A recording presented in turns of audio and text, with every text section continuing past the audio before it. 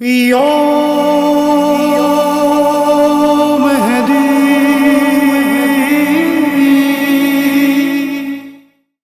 اعوذ باللہ من الشیطان الرجیم بسم اللہ الرحمن الرحیم اللہم عرفنی نفسک فإنک ان لم تعرفنی نفسک لم اعرف رسولک اللہم عرفنی رسولک فإنک ان لم تعرفنی رسولک لم اعرف حجتک اللہم عرفنی حجتک فإنک ان لم تعرفنی حجتک ضللت عن دینی۔ آئیے اپنے امام کے متعلق جانیں۔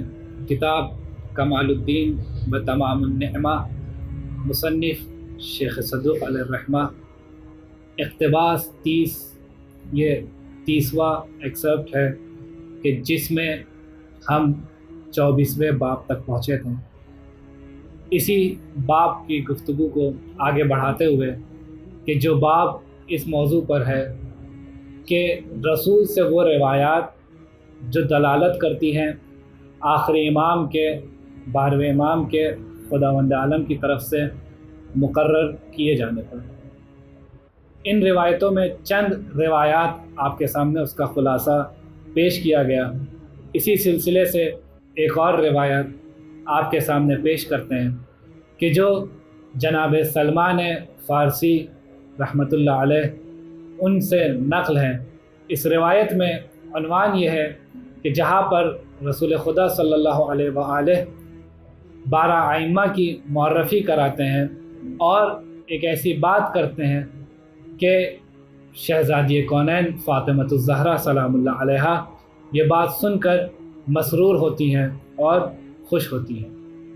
اس سلسلے میں جناب سلمان فارسی فرماتے ہیں کہ میں رسول سے اس وقت کہ جب وہ مرض الموت میں مبتلا تھے ان کی احوال پرسی کے لیے ان کی خدمت میں حاضر ہوا۔ میں نے دیکھا ان کے قریب شہزادی کونین فاطمۃ الزہرا سلام اللہ علیہا تشریف فرما ہے اور رسول کی اس حالت کو دیکھ کر گریہ کر رہی ہیں، یہاں تک کہ ان کے رخسار مبارک پر آنسو بہہ کر آ چکا ہے۔ جب یہ حالت دیکھا اور شہزادی رسول سے ارشاد فرماتی ہیں کہ اے بابا، میں آپ کے بعد میری ذریت کو لے کر پریشان ہوں اور انہیں لے کر گریہ کر رہی ہوں۔ میں آپ کے بعد اپنے اور اپنی اولاد کو لے کر ڈرتی ہوں۔ جب یہ شہزادی کونین نے کہا، پیغمبر اکرم صلی اللہ علیہ وآلہ ارشاد فرماتے ہیں، اے بیٹی، خداوند عالم نے جب اس زمین پر نگاہ ڈالی تو اس نے سب سے پہلے میرا انتخاب کیا اور مجھے نبوت کے منصب پر فائز کیا، اپنا نبی بنایا۔ پھر خداوند عالم نے اس زمین پر دوبارہ نگاہ ڈالی اور آپ کے شوہر کا انتخاب کیا اور اس کے بعد مجھے وحی نازل کی کہ آپ کا عقد، آپ کا ازدواج علی ابن ابی طالب سے کر دوں۔ پھر خداوند عالم نے مجھے حکم دیا کہ میں اسے اپنا خلیفہ جانشین اور اپنی امت پر امام مقرر کروں۔ اس طرح سے میں تمام انبیاء میں سب سے افضل ہوں اور آپ کے شوہر علی ابن ابی طالب تمام ائمہ میں، تمام اوصیاء میں سب سے افضل ہے۔ آگے ارشاد فرماتے ہیں، اے بیٹی، تم سب سے پہلی وہ شخص ہوگی میری ذریت میں جو مجھ سے ملاقات کرے گی۔ پھر رسول اکرم صلی اللہ علیہ وآلہ ارشاد فرماتے ہیں، خداوند عالم نے تیسری مرتبہ اس زمین پر نگاہ ڈالی اور آپ کے دونوں بیٹے حسن و حسین کو امام انتخاب کیا۔ جس طرح سے آپ جنت کی تمام خاتون کی سردار ہیں، آپ کے دونوں بیٹے جنت کے جوانوں کے سردار ہیں۔ اے بیٹی، تمہارے شوہر اور ان کے بیٹے میرے بعد اس امت کے جانشین ہوں گے۔ یہ سب کے سب مہدی اور ہادی ہیں اور یہ میرے بعد پہلا امام آپ کے شوہر علی ابن ابی طالب ہوں گے، ان کے بعد میرا بیٹا حسن، پھر حسین علیہ السلام میری امت کے امام ہوں گے، اور پھر حسین کی اولادوں میں سے 9 ائمہ ہوں گے کہ جو میرے بعد اس امت کے امام قرار پائیں گے۔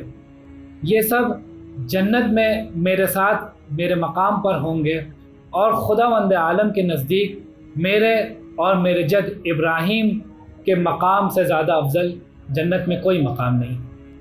آگے ارشاد فرماتے ہیں، اے میری بیٹی، کیا تمہیں معلوم ہے کہ تمہارا شوہر اس امت میں بہترین فرد اور میرے اہل بیت علیہ السلام میں سب سے بہتر ہے، کہ ان کا اسلام سب سے پہلے ہے اور ان کا علم سب سے زیادہ ہے، ان کا علم سب سے اعلیٰ ہے۔ جب یہ ارشاد فرمایا، یہ سن کر شہزادی کونین خوش ہوتی ہیں۔ حضرت صلی اللہ علیہ وآلہ وسلم مزید اہل بیت علیہ السلام کے فضائل کو بیان کرتے ہیں، فرماتے ہیں، اے بیٹی، مہدی ہم میں سے ہے کہ جو اس زمین کو عدل و انصاف سے بھر دے گا کہ جس طرح سے وہ ظلم و جور سے بھری ہوگی۔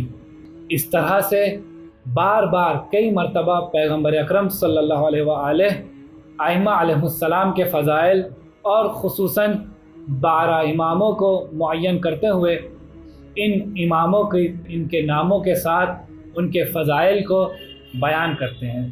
آخر میں خداوند عالم کے بارگاہ میں یہ دعا ہے کہ پروردگارہ، ہمیں ان ائمہ کی معرفی اور ان کے ایمان پر باقی رہنے کی توفیق عطا فرما، اور اس عقیدہ اثنا عشریہ کو ہمارے دل میں ہمیشہ تازہ رکھنا۔